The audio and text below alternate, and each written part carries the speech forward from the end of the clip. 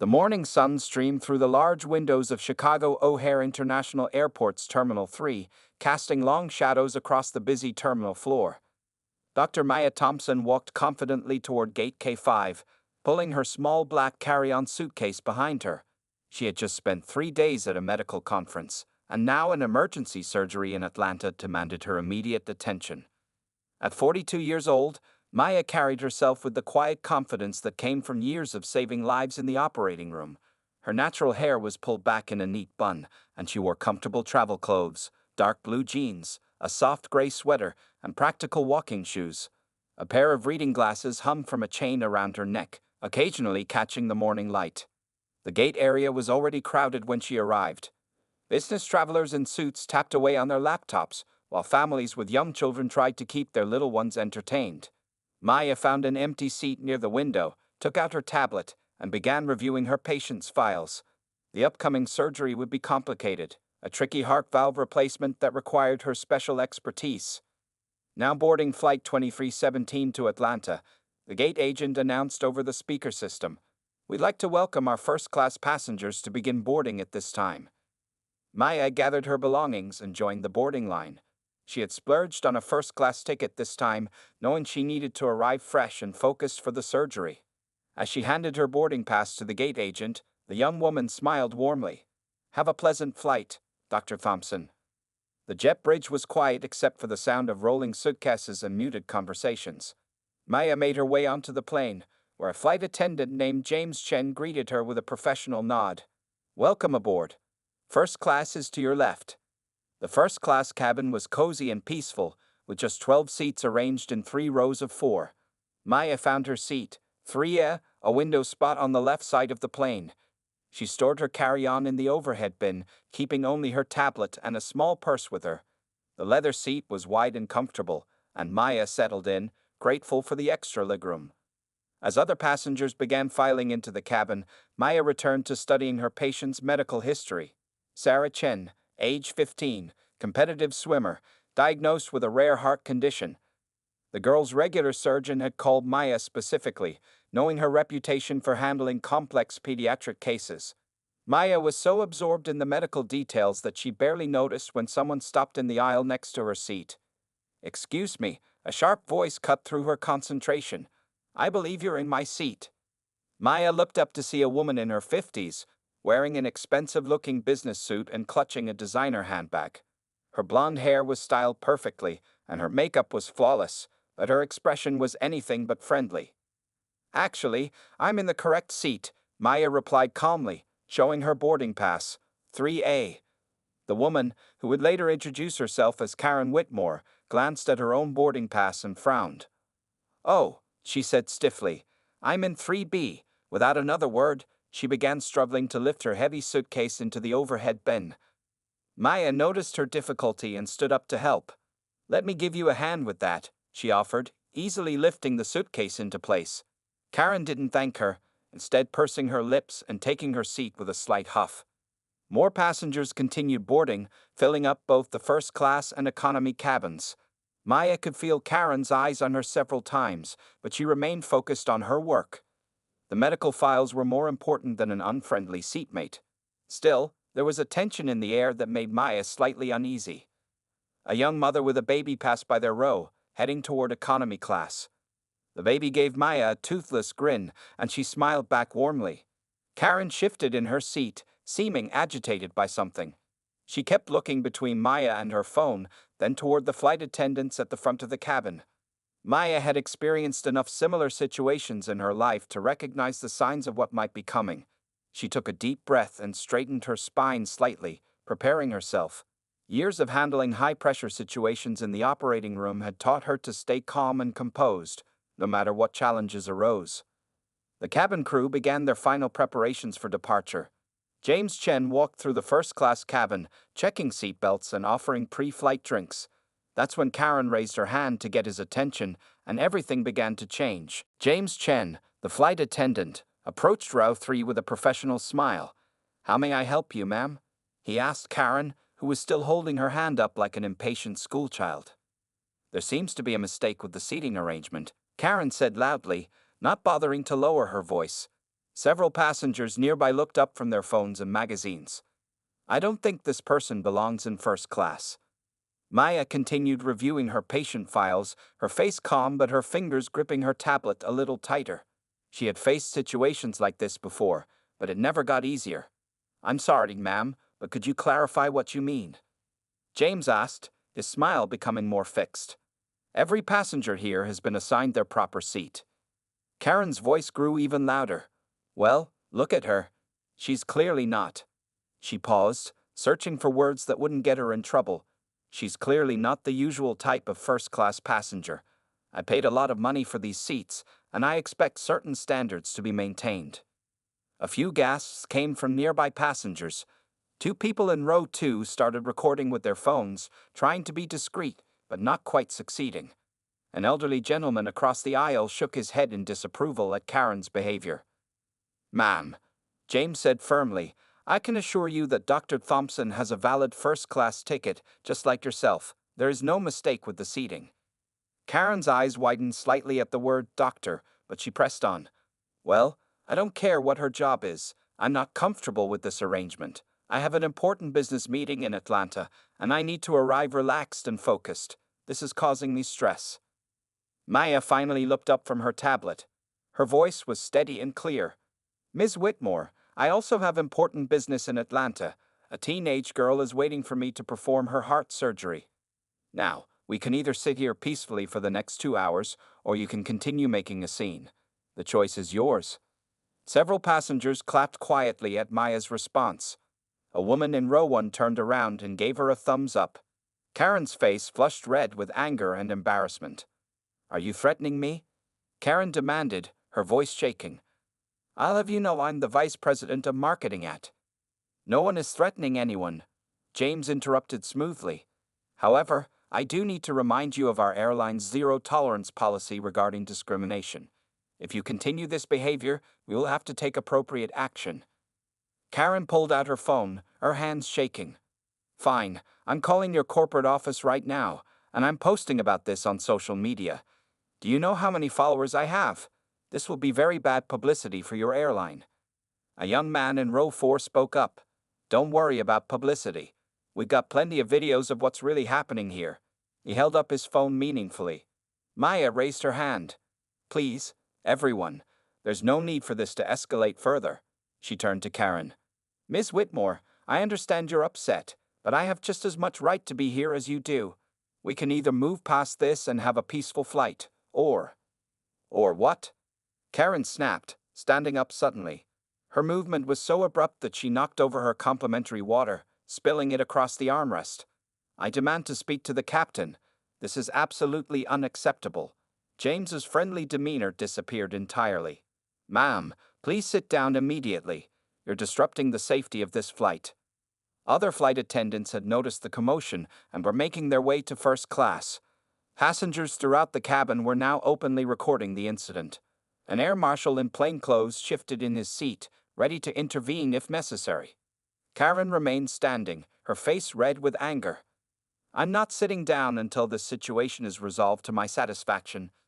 Do you know who I am? I can have all of your jobs." Maya stayed perfectly still in her seat, her eyes focused straight ahead. Years of performing surgery had taught her how to remain calm in stressful situations. But inside, her heart was beating faster, and she felt a familiar weight of sadness. No matter how many degrees she earned or lives she saved, there would always be people who judged her solely by the color of her skin. The captain's voice crackled over the intercom. "This is your captain speaking. We're experiencing a slight delay in our departure. Flight attendants, please prepare for a passenger situation in first class." The tension in the first-class cabin grew thicker as Captain Sarah Martinez made her way from the cockpit. She was a tall woman in her late 40s, her uniform crisp and her expression serious. Behind her walked Robert Turner, the air marshal who had been quietly observing the situation. "What seems to be the problem here?" Captain Martinez asked, her voice calm but commanding. She looked between Karen, who was still standing, and Maya, who remained seated and composed. Karen immediately launched into her complaint. "Finally, someone in charge. This woman doesn't belong." "Ma'am, please lower your voice," the captain interrupted firmly. "Now, I've been briefed on the situation by my crew. Before you continue, I want to make something very clear. This is my aircraft, and I have full authority to remove any passenger who threatens the safety or comfort of others. A few passengers nodded in approval. James Chen, the lead flight attendant, stood nearby with two of his colleagues, ready to assist if needed. The air marshal positioned himself casually in the aisle, his presence both subtle and unmistakable. Threatens? Karen sputtered. I'm not threatening anyone. I'm the victim here. Do you know I'm missing a crucial business meeting? The CEO of Morgan Industries is waiting for me in Atlanta. Maya's phone buzzed at that moment. She glanced at the screen and her expression changed slightly. Excuse me, Captain, she said politely. I need to take this call. It's about my emergency surgery patient. The captain nodded, and Maya stepped into the galley area to take the call. Her quiet, professional voice carried back to the cabin. Yes, Dr. Chen. Sarah's condition is stable? Good. I'll be there as soon as possible to begin the procedure. Karen wasn't finished. See? She's being disruptive, taking phone calls. I demand that she be moved to economy class, or I'll have my company's legal team. Miss Whitmore, Captain Martinez cut in. Let me be perfectly clear. Dr. Thompson has a valid first-class ticket. She is a respected surgeon heading to perform an emergency operation. Your demands are not only unreasonable but appear to be discriminatory in nature. The Air Marshal stepped forward, showing his badge. Ma'am, I'm Federal Air Marshal Turner. Your behavior is in violation of federal aviation regulations. You have two options right now. Either return to your seat and remain quiet for the duration of the flight, or be removed from the aircraft. What's it going to be? Karen's face went through several emotions: anger, disbelief, fear, and finally, desperation. This is ridiculous. I've been flying first class for 20 years. I have platinum status. I demand to speak to your corporate office. Maya returned from her call, her face concerned. Captain, I'd apologize for any disruption, but I really need this flight to depart soon. A 15-year-old girl's surgery can't be delayed much longer. Several passengers who had been recording the incident lowered their phones, moved by the mention of the young patient. A businessman in row 2 spoke up. Captain, we're all going to be late if this continues. Please just remove her so we can take off. Captain Martinez nodded. Ms. Whitmore, I've made my decision. For the safety and comfort of all passengers, I'm going to have to ask you to leave the aircraft. Air Marshal Turner will escort you out. You can't do this, Karen shrieked, clutching her designer handbag. Don't you know who I am? This will ruin the airline's reputation. Your reputation is the one at risk here, a passenger muttered, holding up their phone. This is all going viral as we speak. The air marshal gestured toward the exit. Ma'am, please gather your belongings and come with me. Don't make this more difficult than it needs to be. Karen looked around the cabin, seeking support but finding none. Passengers stared back with expressions ranging from disappointment to disgust. Even a few children in economy class were peering over their seats, watching the scene unfold. This is... Karen stammered, her voice rising with hysteria. She grabbed her purse and started moving toward the aisle, her movements jerky and uncoordinated. You'll all be hearing from my lawyers. Every single one of you. As she reached the aisle, something unexpected happened. Karen's face suddenly went pale, and her hand flew to her chest. She stumbled, gasping for air, her other hand reaching out blindly for support. Time seemed to slow down as Karen Whitmore started to collapse in the airplane's aisle. Her face had turned an alarming shade of gray, and her breathing came in short, painful gasps. The designer handbag she had been clutching so tightly slipped from her fingers and hit the floor with a thud. She's having a heart attack, someone shouted from the back. Before anyone else could move, Maya Thompson was already in motion. Gone was the quiet, composed woman from moments before. In her place was a skilled emergency physician, moving with practiced precision. Help me lay her flat, Maya commanded, her voice carrying the authority of countless emergency situations. The air marshal and James Chen quickly responded, helping to carefully lower Karen to the carpeted aisle. I need the plane's emergency medical kit and AED, Maya called out as she checked Karen's pulse. And someone start timing this. Flight attendants rushed to get the equipment while another passenger, a nurse from economy class, came forward to help. Karen's eyes were wide with fear as she struggled to breathe. Maya leaned over her, speaking clearly and calmly. "Miss Whitmore, I'm Dr. Thompson. I'm a cardiothoracic surgeon, and I'm going to help you. Try to stay calm and take slow breaths with me." The irony of the situation was lost on no one.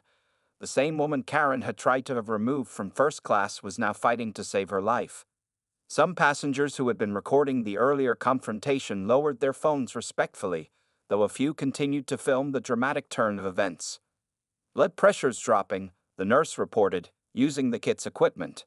"Pulse is irregular." Maya worked quickly, her movements sure and practiced. She had already loosened Karen's clothing and attached the AED pads to her chest. The machine began its automatic analysis of Karen's heart rhythm. "Everyone clear," Maya ordered, and they all moved back as the AED delivered its first shock. Karen's body jerked slightly, then settled. Maya immediately resumed checking her vital signs. Captain Martinez stood nearby, already radioing for emergency medical services to meet them at the gate.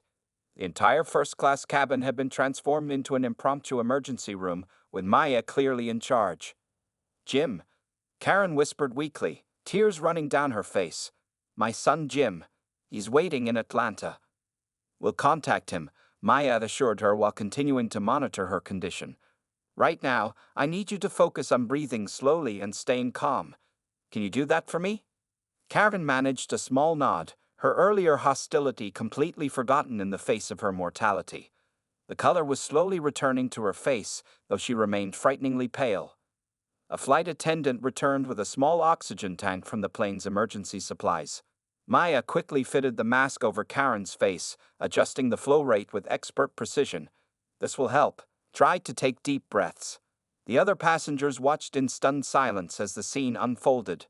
The businessman who had earlier demanded Karen's removal now helped by holding IV bags that Maya had started. The same phones that had recorded Karen's discriminatory behavior now documented her rescue by the very person she had tried to humiliate.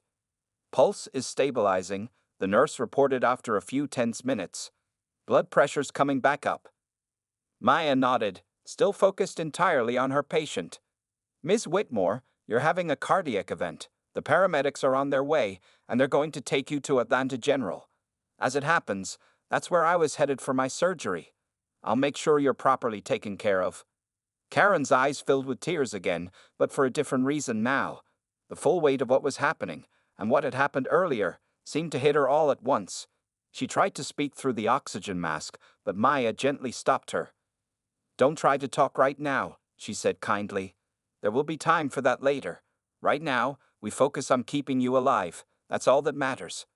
The sound of approaching paramedics could be heard from the jet bridge. As they rushed onto the plane with their equipment, they found something remarkable. A first-class cabin united in helping a woman who, just minutes earlier, had shown the worst of human nature. And at the center of it all was Dr. Maya Thompson, demonstrating the very best. The paramedics worked quickly to transfer Karen from the airplane floor onto their stretcher. Maya helped them, providing a clear, professional summary of what had happened and the emergency care she had given. The other passengers watched silently as Karen was wheeled out of the aircraft, looking small and vulnerable on the stretcher.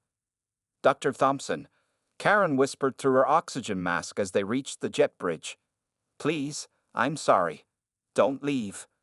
Maya walked alongside the stretcher, her hand resting reassuringly on Karen's arm. "I'll ride with you to the hospital," she said firmly.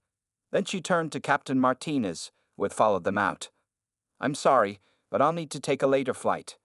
The captain nodded with understanding. "Of course, Doctor. We'll make sure your belongings are unloaded." She paused, then added, "What you did today, that was extraordinary." Back in the first-class cabin, flight attendants were already cleaning up the medical supplies and returning the space to normal. Passengers began sharing videos they had recorded, their conversations a mix of disgust at Karen's initial behavior and amazement at the unexpected turn of events. "Did you see how fast Dr. Thompson moved when that woman collapsed?" One passenger said to another. "She didn't even hesitate."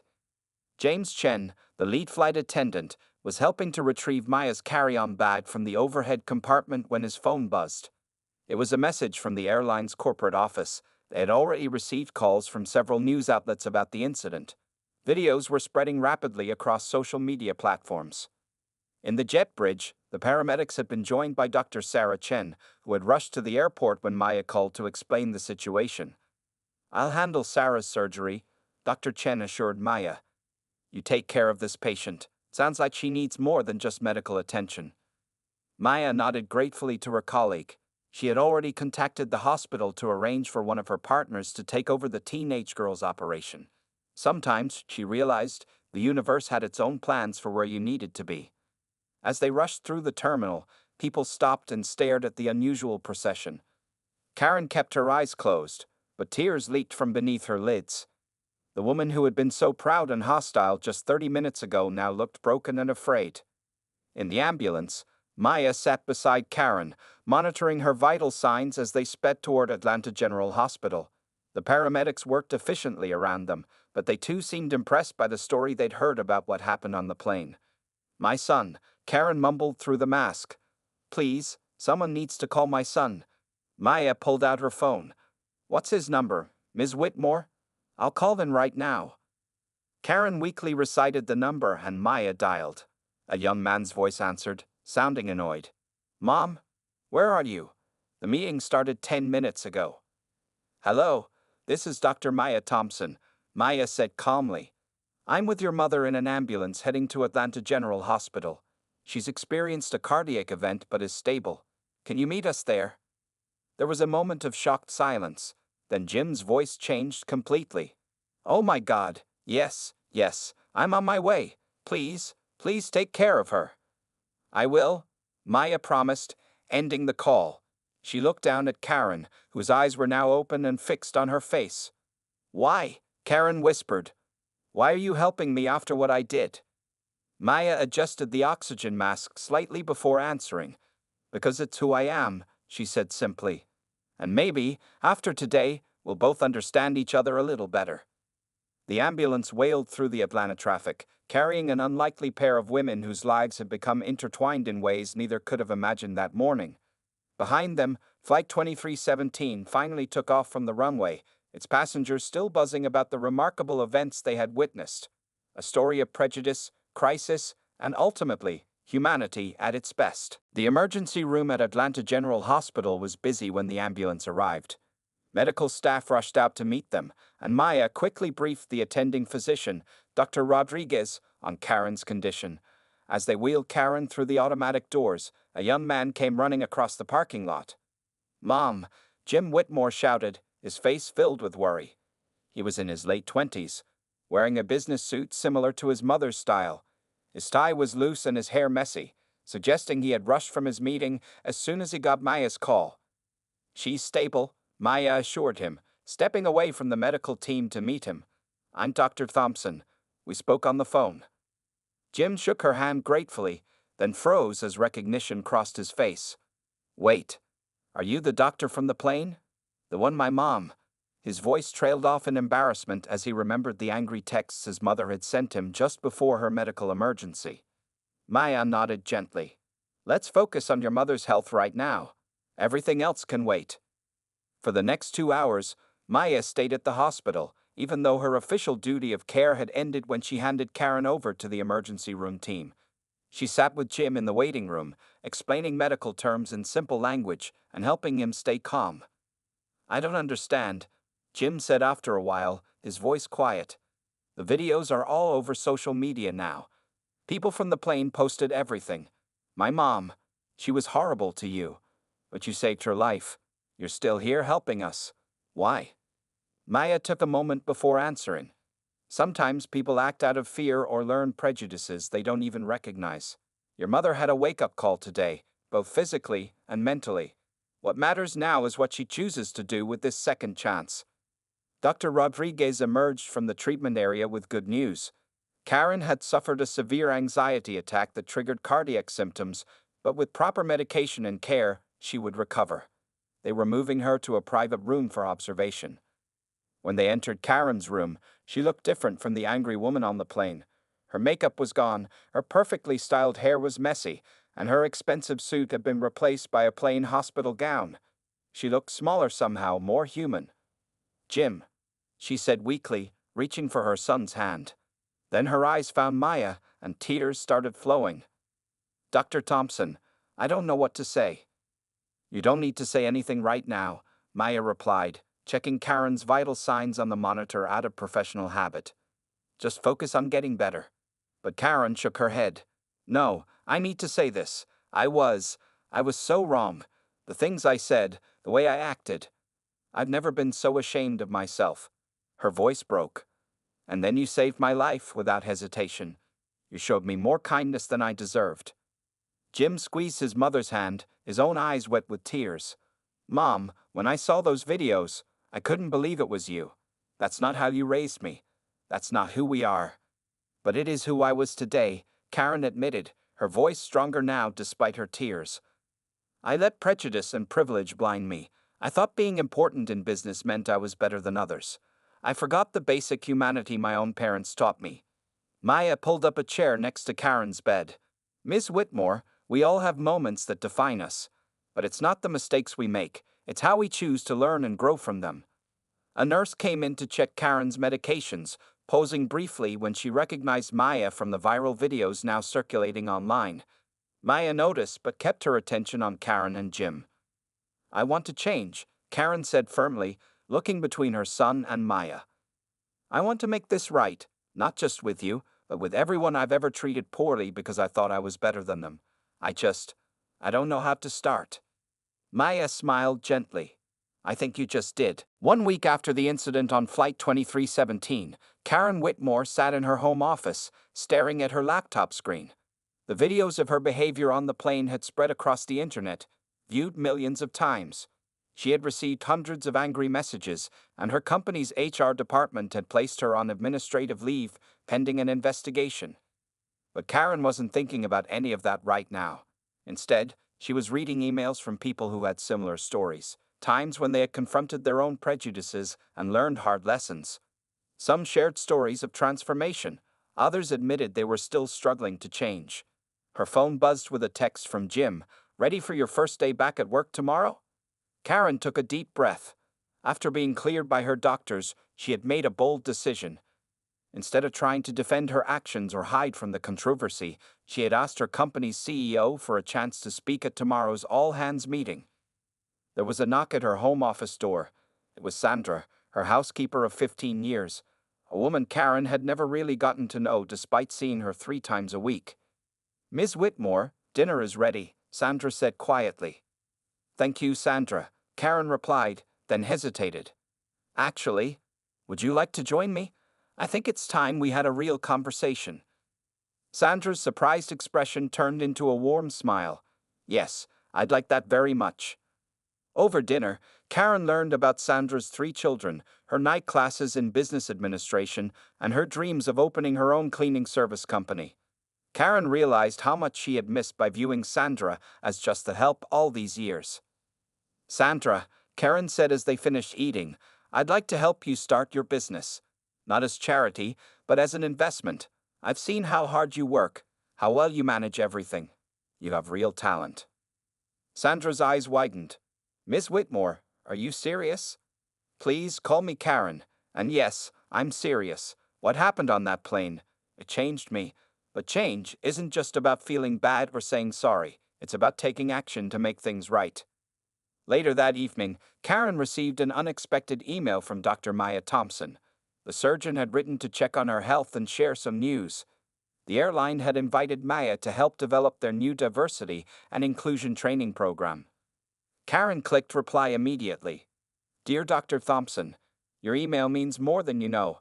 I'm doing well physically, but more importantly, I'm working on the deeper healing needed. Tomorrow, I'm speaking to my entire company about what happened. I've asked HR to record it and share it with other corporations as a training tool. I've also been thinking about what you said in the hospital, about how we choose to learn and grow from our mistakes. I've made some decisions.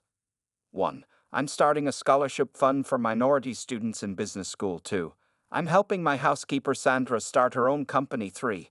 I've asked to lead our company's diversity initiative, sharing my story as a warning and a lesson.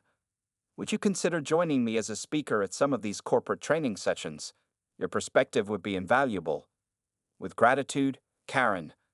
As she hit send, Karen noticed her hands were shaking slightly. A month ago, she would have been horrified at the idea of publicly admitting her mistakes. Now she understood that true strength came from facing your flaws and working to overcome them. Her phone buzzed again, another text from Jim. Just watched your speech for tomorrow. So proud of you, Mom. This is the person I always knew you could be. Karen smiled, remembering how her son had supported her through this transformation. He had sat with her as she read every angry comment online, helped her draft sincere apologies, and encouraged her to use this experience to create real change. On her desk sat a framed photo from the hospital, Karen and Maya together, taken the day she was discharged. It served as a daily reminder that sometimes our worst moments can lead to our greatest growth, if we're brave enough to embrace the lesson. 3 months after the incident on Flight 2317, the main conference room at the Atlanta Convention Center was packed with people. Corporate executives, diversity trainers, and media representatives filled every seat. At the podium stood Karen Whitmore, looking very different from the angry woman in those viral videos. My story began with a first-class airline ticket and first-class prejudice. Karen started, her voice clear and strong. But it became a story about first-class humanity, thanks to one remarkable doctor who chose kindness over karma. In the front row, Dr. Maya Thompson sat next to Jim, Karen's son. Both smiled encouragingly as Karen shared her story. The conference was the 10th stop on their nationwide speaking tour about confronting prejudice and creating meaningful change in corporate America. That day, I wasn't just having a medical emergency, Karen continued. I was having a humanity emergency. My heart didn't just need medical attention, it needed to be opened, to be transformed. The audience listened intently as Karen detailed the changes she had made since that day. Sandra's cleaning company was now thriving, with Karen as a silent partner. The scholarship fund for minority business students had already helped 20 young people start their education, and her company's diversity initiative had become a model for other corporations. After Karen finished speaking, Maya took the stage. The two women hugged, drawing applause from the audience. It was a powerful image. The former antagonist and her target now united in a mission for change. Change doesn't always come easily, Maya began. Sometimes it takes a dramatic wake-up call, but what matters is what we do after we wake up. In the audience, several airline executives nodded. The incident had prompted them to revamp their training programs. James Chen, the flight attendant from that day, had been promoted to lead these new initiatives. He often used the videos from Flight 2317 in his training sessions, showing both what went wrong and what went right. As Maya spoke, Karen noticed a familiar face entering the back of the room. It was Sarah Chen, the teenage girl whose heart surgery she had inadvertently delayed that day. Sarah had made a full recovery under Maya's care, and her story had become part of their larger message about interconnected lives and second chances. Today, Maya continued, we're not here to shame anyone for their past mistakes.